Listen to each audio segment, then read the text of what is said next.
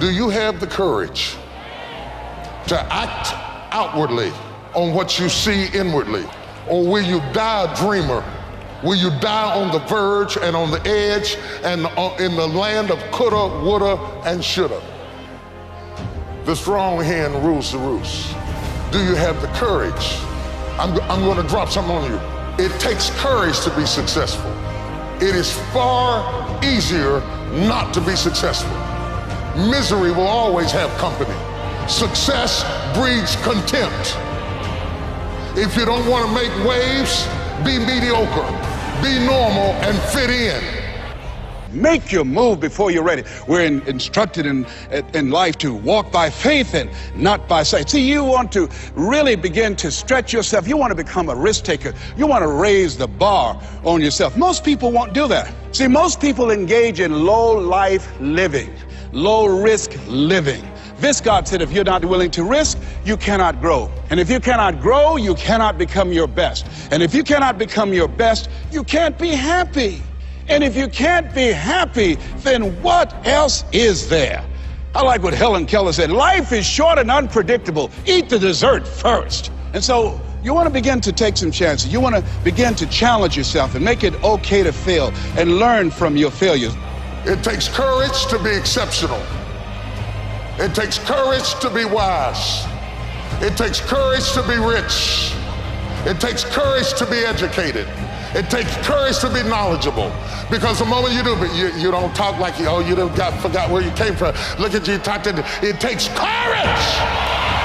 And I'm just wondering, in this weak, watered down, mediocre society that we live in today, in this reality TV world we live in today, I'm wondering if there's anybody left that's got the courage to say, after all I've been through, and all my ancestors have been through, and all my parents have been through, I didn't come through all of that just to fit in with normalcy.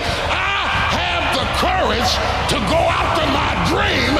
What would your life be like as you look toward the future if you decided, I'm not going to allow my fears to stop me? What would your life be like? Over caution. Some people never will have much. They're too cautious. Now, you can also be too reckless, but you can also be too cautious. This is called the timid approach to life. And my caution was always the risk. Risk used to drive me right up the wall. I used to say, what if this happens? It's called the language of the poor. What if this happens? And on top of that, if this was to happen, look at the fix I'd be in. I better not try. I could always ace myself out. Then I'll tell you what changed my whole life when I finally discovered it's all risky. The minute you were born, it got risky. If you think trying is risky, wait till they hand you the bill for not trying. If you think investing is risky, wait till you get the tab for not investing. See, it's all risky. Getting married is risky. Having children is risky. Going into business is risky. Investing your money is risky. It's all risky. I'll tell you how risky life is. You're not going to get out alive. That's risky. The Englishman says, well, if that's the way it's going to work out, let's give it a go. Right, that's what it's for. Give it a go. Somebody says, yeah, but I'm looking for safety and security. Fine, then huddle in a corner. We'll cover you with a sheet, bring you 3 meals a day. And we'll protect you, feed you, look after you, care for you. We won't let anything happen to you, and you'll probably live to be 100. The guy said, well, yeah, I'd live to be 100. But what a way to live. Right. What a way to live, safe and secure. Don't ask for security. Ask for adventure. Better to live 30 years full of adventure than 100 years safe in the corner. And see, it's not important how long you live. What's important is how you live. Pessimism, the deadly disease of always looking on the bad side, the problem side, the difficult side, checking all the reasons why it can't be done. The poor pessimist leads an ugly life. He doesn't try to figure out what's right. He tries to figure out what's wrong. He doesn't look for virtue. He looks for faults. And when he finds them, he's delighted. How ugly. This is the poor guy looks through the window, doesn't see the sunset. He sees the specks on the window. And this is the poor guy, right, who rushes up, takes such leave of his senses. This guy rushes up and he says, I've got 5 good reasons why it won't work. He's so dumb he doesn't know all he needs 1. He's got 5. To the pessimist, the glass is always half empty.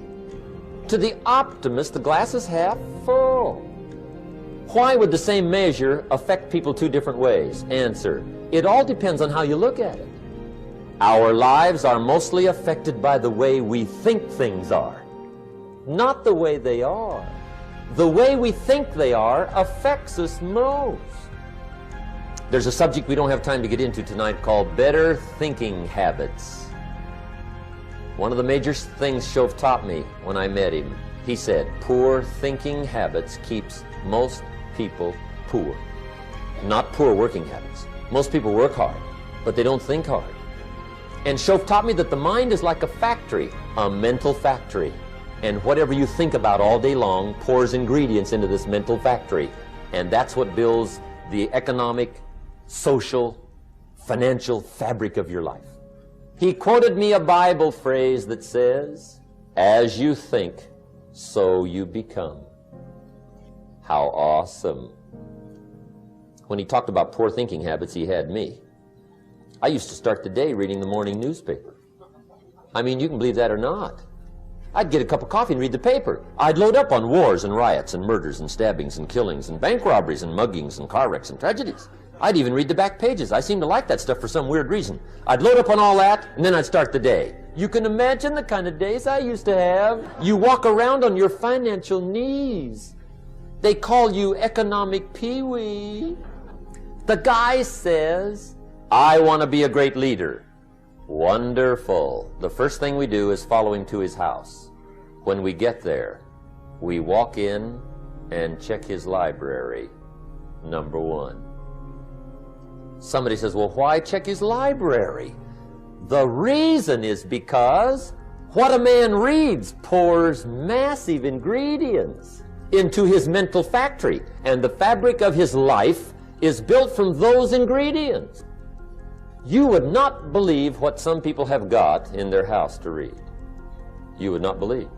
One of the best dressed up words I know for a lot of it is trash. Can you imagine dumping a barrel of trash into this mental factory every day and coming out with a rich, dynamic, positive life? It can't be done. You might as well try making a cake with cement. The kids back in Danbury, Connecticut, high school, they're asking me questions one day. I'm talking to the kids. Kids got good questions these days. One of them said to me, Mr. Rohn, how do you build the good life?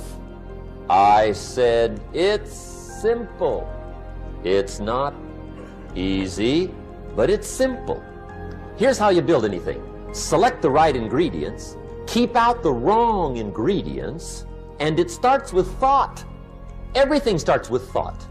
So you must be wise and careful what you think about, because that starts everything. You got to be wise and careful. I asked the kids, what would happen if somebody dropped sugar in my coffee? They said, well, you'd be okay. I said, what if somebody dropped strychnine in my coffee? They said, well, you'd be dead. I said, correct. Lesson 1. Life is both sugar and strychnine. You gotta be careful. I said, what if my worst enemy drops in the sugar? They said, will you be okay? I said, what if my best friend, even by accident, drops in the strychnine? They said, well, you'd be dead. I said, correct. Lesson 2, watch your coffee. You gotta be careful. See, it doesn't matter who hands you the bad stuff. It doesn't matter where you get the bad stuff. It'll still do its damage on your bank account, wherever you get it. Mr. Shoaff gave me one of the greatest phrases when I first met him, when he said, Jim, every day stand guard at the door of your mind. How important. Stand guard at the door of your mind. And you decide what goes into your mental factory. Don't let anybody just dump anything they want to in your mental factory, because you've got to live with the results.